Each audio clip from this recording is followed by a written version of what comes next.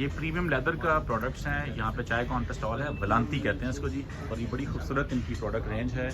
और मुझे तो ऐसे लगता है कि ये किसी तरह भी हब लेदर या सिल्क स्किन या इससे किसी तरह कम नहीं है।